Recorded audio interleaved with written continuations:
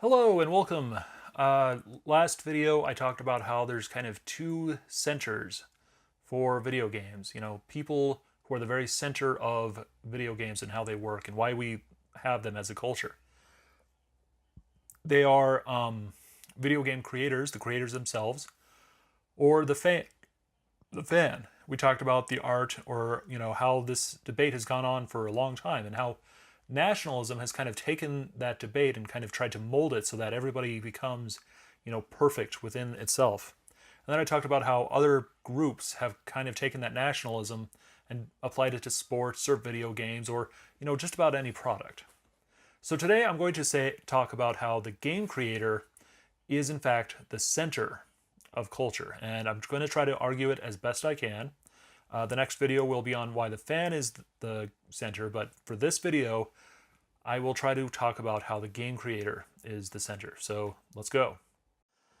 The reason why the creator as the center is a major thing within the people who promote video games, they view the creator as the center, as central to video games themselves, as the culture cannot live without the creators. And, there's a certain point, they are correct. Without video game creators, we wouldn't have video games. And without video games, we wouldn't have the culture. So, and when they talk about the creators of games, they almost treat them as if they're greater than the human beings. And then the next people up are the journalists or people who make commentaries. Like me, I'm supposedly greater than you because I'm making a video on YouTube.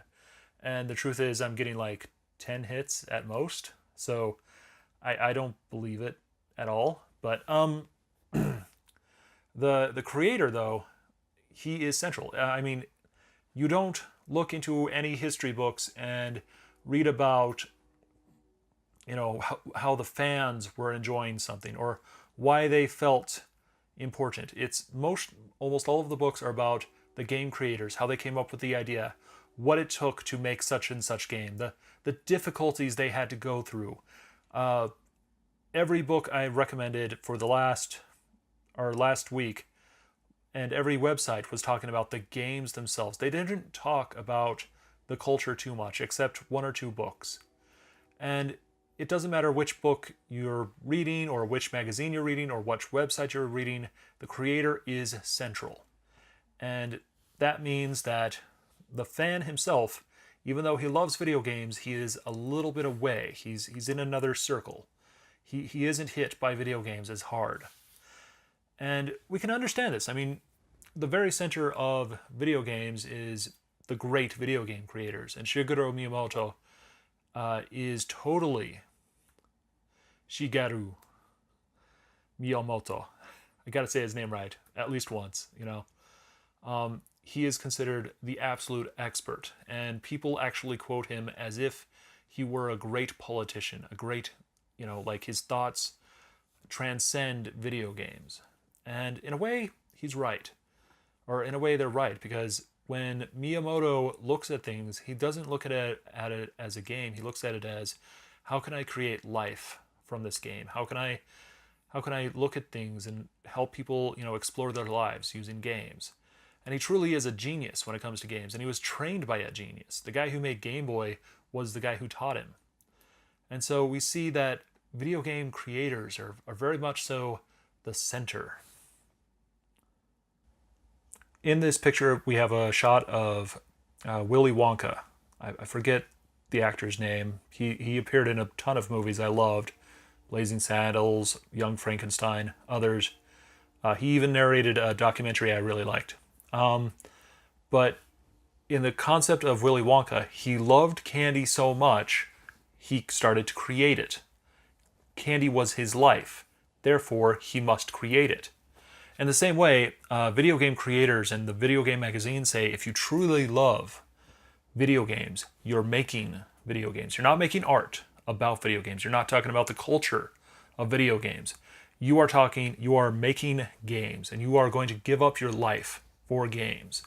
And yes, there is a very nationalistic push to this, but if you look at it from any point of view, it makes sense. If you love arcade games, you're going to work on arcade games. And if you really love them, you're going to make arcade games. If you like clocks, eventually you're going to start making clocks because you like them so much.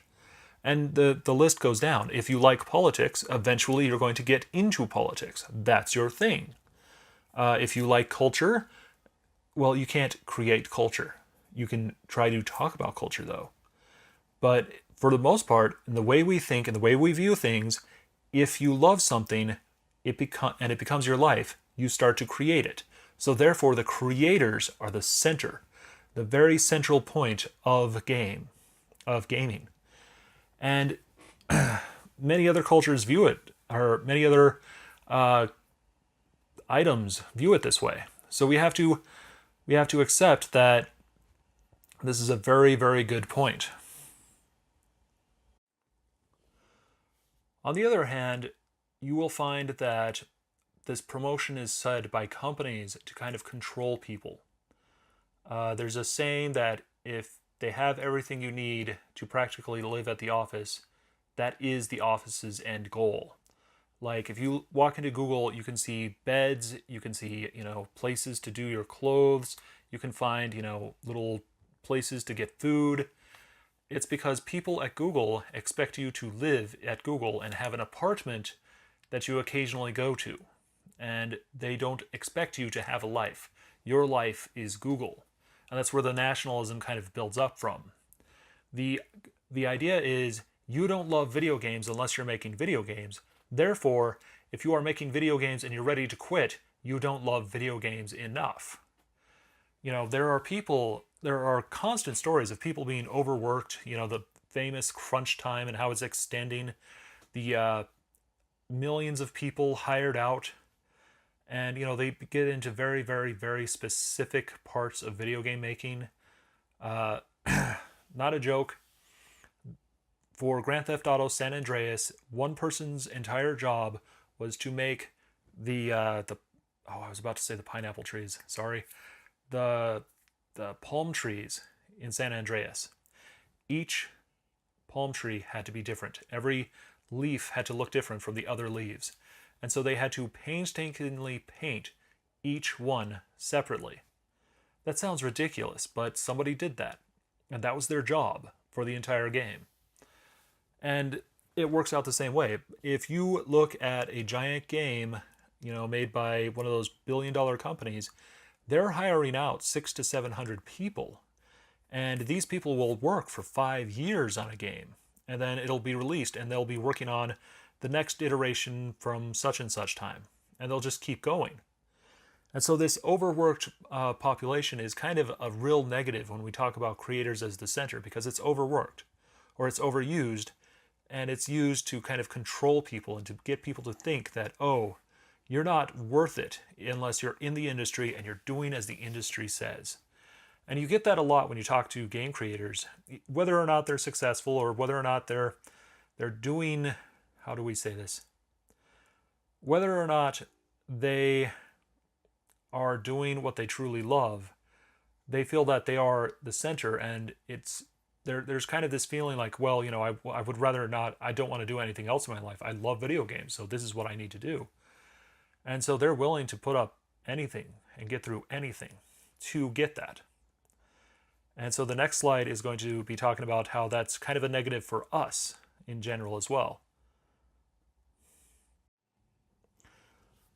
This is a line for the Portland Retro Gaming Expo, but there are hundreds of lines like this. Every year they release a new game and they say, if you really want this game, you're going to wait at the game store with a bunch of others overnight, and you're going to camp out in front of it, and you're going to cheer when they talk about the game, and they're going to have all these things. And it works. It totally works. And the true fans are going to want this game. And you know what? Fans stay there. It is a very nationalized push that to get this game is a major part of your life, and the true culture would wait for this game. And so companies use this. They're not just overworking other people. They're saying if you don't own this game, you're not a true gamer. And they're trying to work this in, that their product is what the culture is based on. That you cannot have the game, or you cannot have the culture without the game. And they just released the game, so you have to go get it. You must have this cultural thing for you to go get the game. It happened for movies and for books. I have been to an overnight release for a Harry Potter book. I believe it was the last one. Yes, it was. And it was my sister's idea. She was like, oh my gosh, we got to get it. We got to get it. And I was like, okay, I'm going to be the first one to read it though, because I'm the fastest reader in the entire family. By the time you wake up tomorrow morning, I will be done. I didn't sleep much that night, but I got the book finished. But all these people are doing the same thing, where they're just going, if you love it, you're going to go to the midnight showing. You're going to go to the midnight release. And video game companies do the exact same thing. They say, look, this product is a cultural artifact. If you truly love gaming, you will get this product. And it creates this kind of weird thing where people own games and they never play them. I own 500 games on Steam, and I don't think I've played all of them. I haven't played all of them. I haven't even played most of them. I haven't even played half of them. I haven't even played, a quarter of them. I don't think I've even played 100 of them. And yet I own all of them because I'm like, oh yes, this is an important game. Its cultural value is high for me to play this game. Even though I prefer these games over here, I must get these games because I am a part of this culture and it would be important for me to get this game. And, it's like $5 on a Steam sale, so, why not? And the same thing goes for any indie game or for anything like that. You should get this game because it looks cool and because, it'll be a cultural artifact showing that you own the game. It's basically a commemorative plate about Elvis. You're going to set it up and you're going to be like, look how much I love Elvis. I've got his commemorative plate. Oh, it's such a shame he died. I'm not actually going to listen to Elvis music. I'm not going to talk about Elvis. Elvis really isn't my life, but I want you to know that I am a fan of Elvis. So there is my plate right there. And that's kind of where it comes from, is these corporations kind of created this nationalism for video games. And they said, this is what you should be doing. These are the games you should be playing.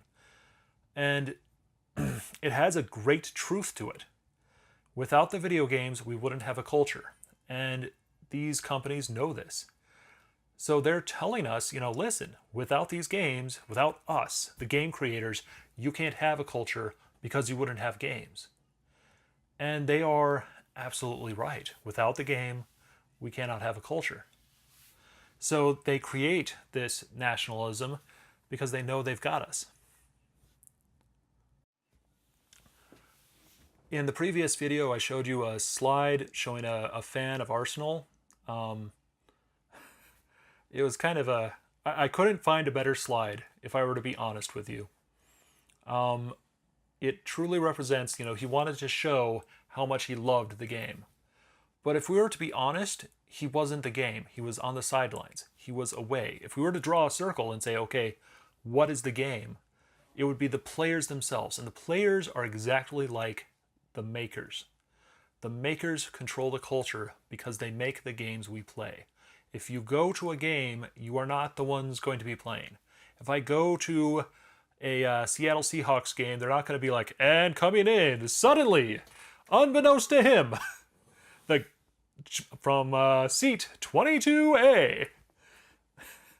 Actually, I would love a game like that. Like, okay, you'll be randomly selected.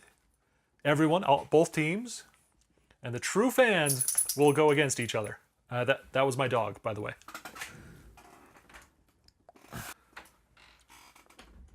Get ready for some scratching a little later. But if you look at the sport, you realize that the players, the makers, are the center of the game. And therefore, without them, we wouldn't have the game, and without the game, we wouldn't have the culture. And that makes the makers the very center. They might abuse that power, and I've totally shown slides that show that. But it is true, and it is something that we have to admit to. Okay, We've just discussed creators as the center of video game culture, and the next video that's coming out on Friday or Saturday or whenever I upload it, will be on why the fans are the center of the culture. So I look forward to hearing from you next time. Catch you later.